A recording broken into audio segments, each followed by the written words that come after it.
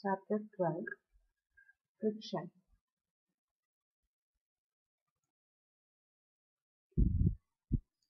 The main topics that are covered in this chapter are: first, force of friction; second, factors affecting friction; third, friction a necessary evil; fourth, increasing and reducing friction; fifth, wheels reduce friction; sixth, fluid friction. These are the topics covered in this chapter. Let us consider a moving ball. If the ball is free to move by itself without any force acting on it, it will come to stop after some time. How it comes to stop by itself? Think of it.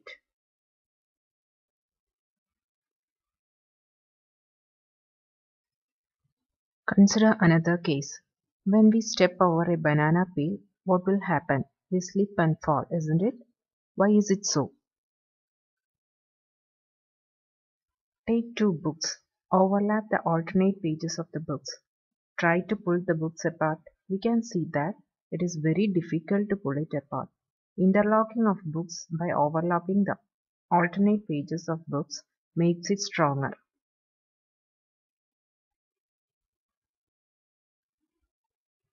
When brakes are applied, vehicles usually comes to stop. In all these above examples, we can see that some sort of force acts between the surfaces. What is that force? We can look into it with the help of another simple experiment. We are going to do a simple experiment. Place a box on a table. Try to push it from the left. It moves rightwards and comes to stop after some time. From this, we can guess that a force must be acting on the box which tries to oppose its movement to the right. That is, when a box is pushed from left, it moves to the right and comes to stop after some time because a force opposes its movement. Similarly, push the box from the right. It moves towards left and comes to stop after some time.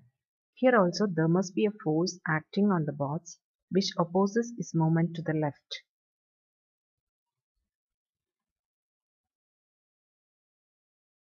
Analyzing all these examples and experiments, we can come to the conclusion that a force must be acting on the box opposing its motion. This is the force of friction.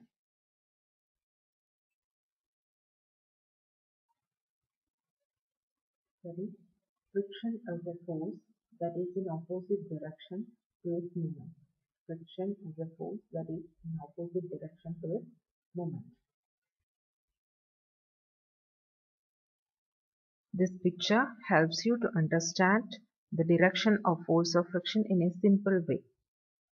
The force of friction is opposite to the direction of motion. From this picture you can understand the fact.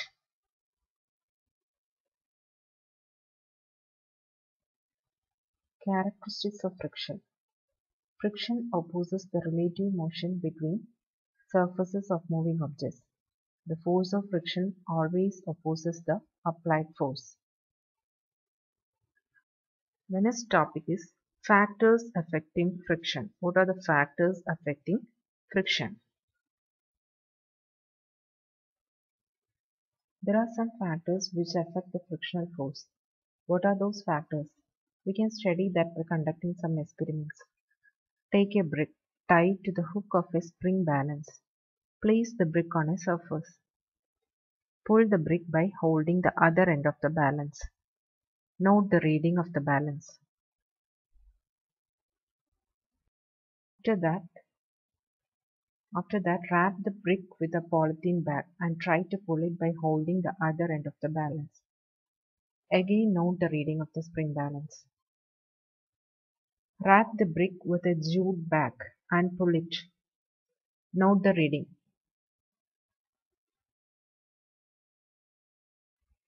Compare the three readings of the experiments. You can see that there is a difference in the readings of the balance. The inference we can draw out of this experiment is: first, there is a difference in the reading of the balance. Second, it gives the measure of friction between the surface of the brick and floor. Third, friction is not the same for all surfaces. Fourth, it depends on the smoothness of surfaces.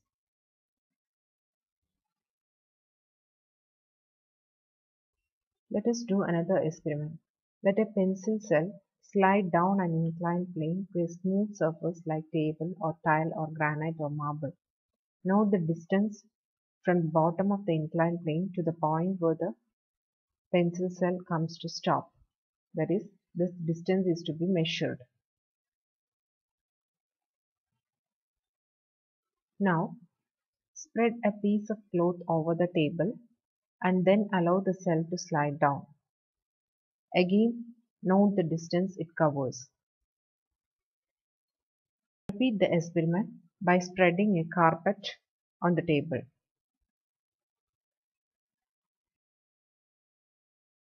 At last, spread a thin layer of sand over the table.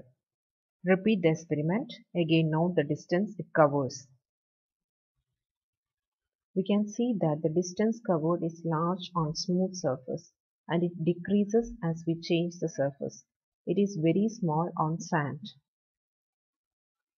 That is, we can see that the distance covered is larger for smooth surface, a bit smaller for cloth. Comparing to the cloth, the distance covered is much more smaller on carpet and the distance covered is very small on sand. You can see that distance covered depends on the nature of the surface on which the object moves. Force of friction is greater for rough surface and it decreases as the roughness decreases. That is, distance covered depends on the nature of the surface on which the object moves. A penguin can slide easily through ice because the surface of ice is very smooth.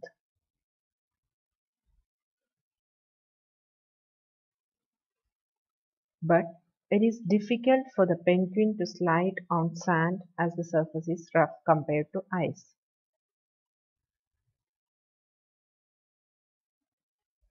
We have seen so many of examples and we can see that in all these cases friction arises. But what is the reason for friction?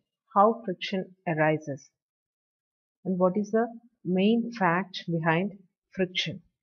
We know that friction arises only when two surfaces are in contact. So, the friction produced is due to irregularities on the two surfaces in contact. Friction is caused by irregularities on the two surfaces in contact.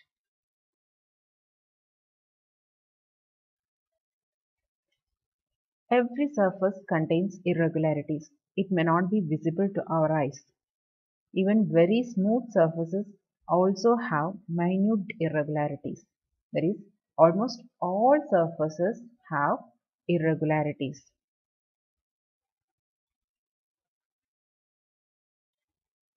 How these irregularities cause friction? Look at the picture. Look at the pointed ends of the two surfaces which interlock while moving.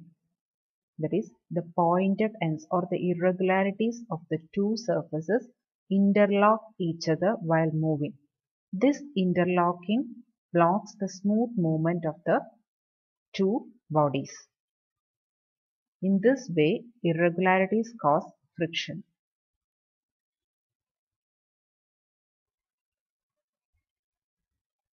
Irregularities lock into one another. So to move an object over a surface, we have to apply a force to overcome the interlocking and this force is known as frictional force.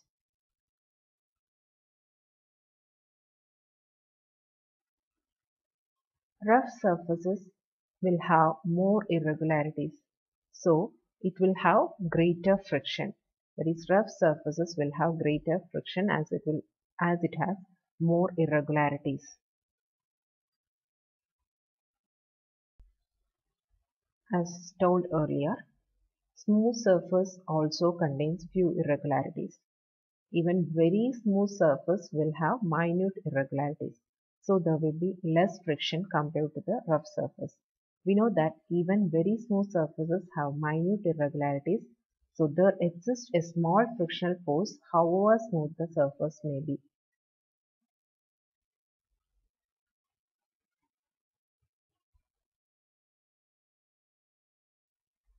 Now we are going to consider another characteristic of friction.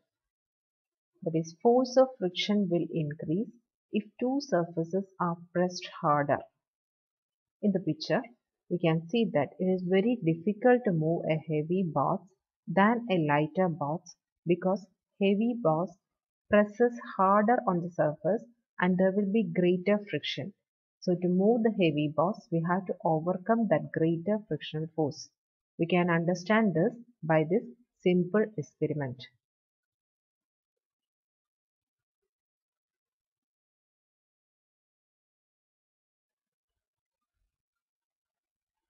The simple experiment is drag an empty basket through a carpet. Do you find it so difficult? Certainly not. It is very easy to drag an empty basket through a carpet. Then try to drag the basket when someone is sitting on it. It is difficult, isn't it? You will find it difficult to drag the basket when there is weight or someone is sitting on it compared to empty basket. The experiment shows that when the surfaces are pressed harder, the interlocking gets strong. So more force is required to move that object over the other.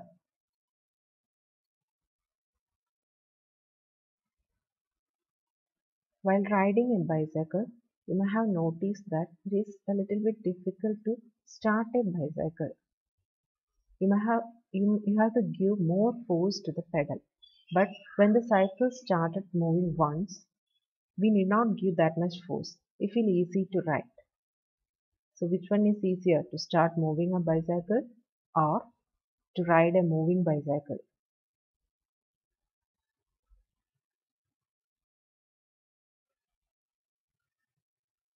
Riding a cycle after it has moved is easy.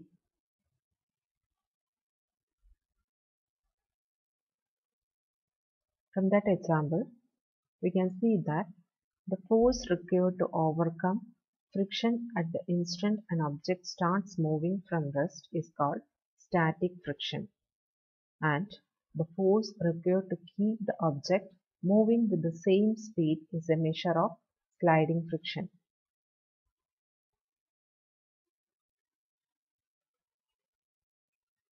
Sliding friction is less than static friction. Why is it so? When an object slides, there is not enough time for the contact points of the irregularities to lock each other. But before starting to move, the contact points of the irregularities are well interlocked. So, the sliding friction is less than static friction.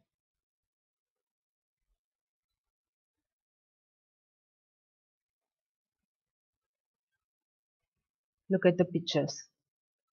When the body is at rest or just about to move, the frictional force acting on it is called static friction. When the body starts to slide, the frictional force acting is called sliding friction. And when the body is rolling over another surface, the friction produced is called rolling friction.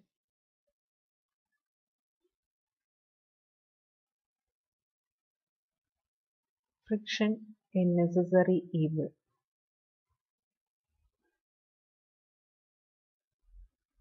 Why friction is called a necessary evil?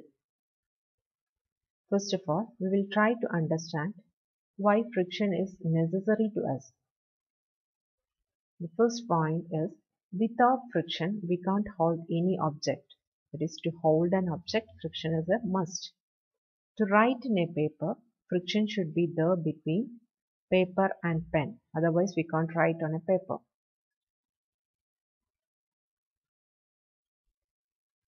Similarly, to write with chalk on a blackboard, friction is a must.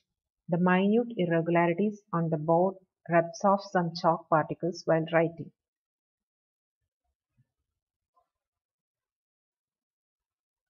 To stand, sit, walk, and to stop a moving object, friction is necessary. Otherwise, we can't stand, sit, or walk.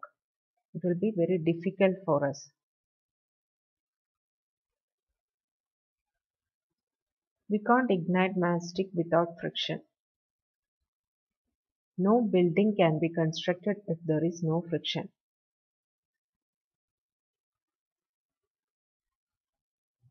All these examples shows the necessity of friction in our daily life. Without it, it is difficult to do anything. These examples gives you an idea about the necessity of friction in our daily life. There are many more examples about the necessity of friction.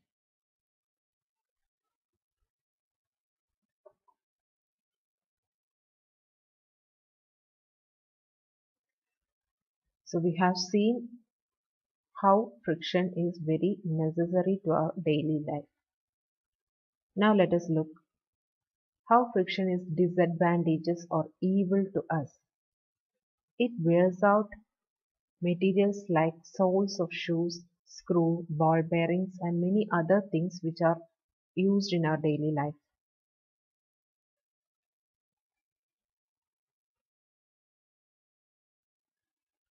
Also, friction produces heat. We can feel that when we rub palms. Mixie jar gets hot when it is operated. So, heat generation causes waste of energy. So, friction is an evil.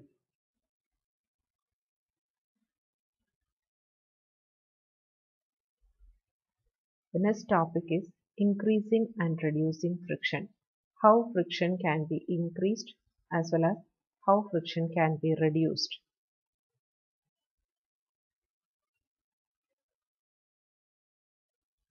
First of all, we can look how friction is increased to get better grip.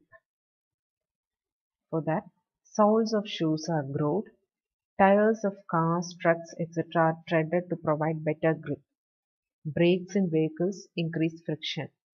Players rub their hands in soil for better grip.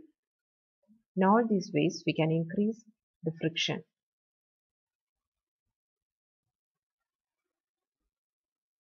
On the other hand, friction is decreased to increase efficiency. How friction is decreased to increase efficiency? Some examples. First, in carom board, sprinkle fine powder to decrease friction.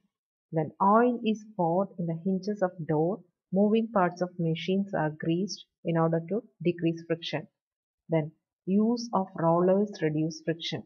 Rolling friction is very much smaller compared to sliding and static friction. So use of rollers reduce friction. What happens when oil is applied between the layers of machines to decrease friction? A thin layer of oil is formed between the moving surfaces, so they do not rub against each other and interlocking of irregularities is avoided to a great extent. In this way, it decreases friction.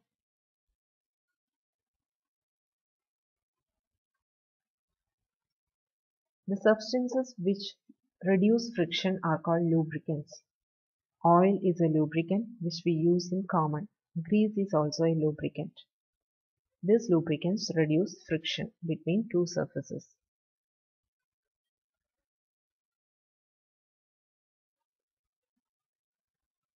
Like a liquid lubricant, there is solid lubricant also. Example for solid lubricant is dry graphite.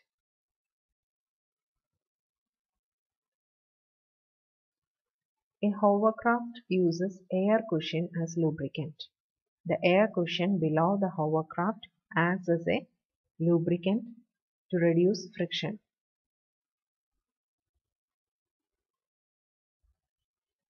How wheels reduce friction? The next topic is wheels reduce friction.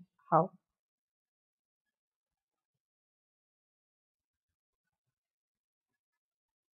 When one body rolls over the surface of another body, there will be a resistance to its motion. This resistance is called rolling friction.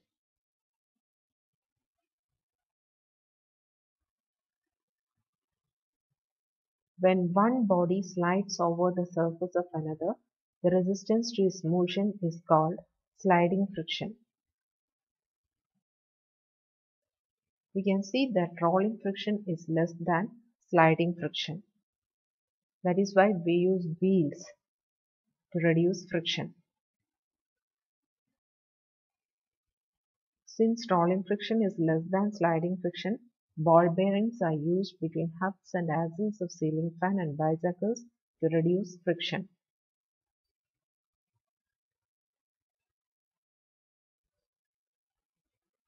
Fluid also exerts friction. This is called fluid friction.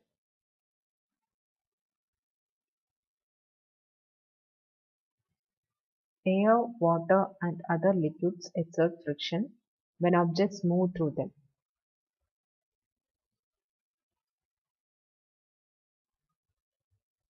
This frictional force exerted by fluids is also called drag.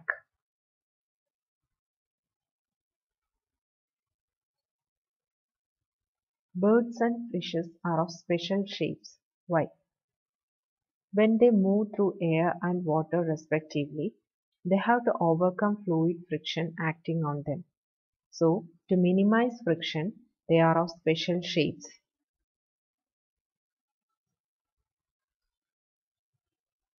Aeroplanes, ships, and all other vehicles are designed to have shapes which reduce fluid friction.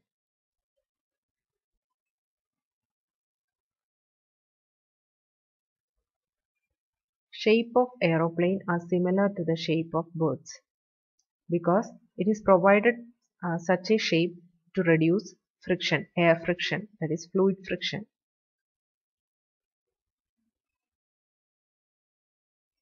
Similarly, shapes of ships are similar to that of fishes. This is also to reduce fluid friction, that is friction due to water.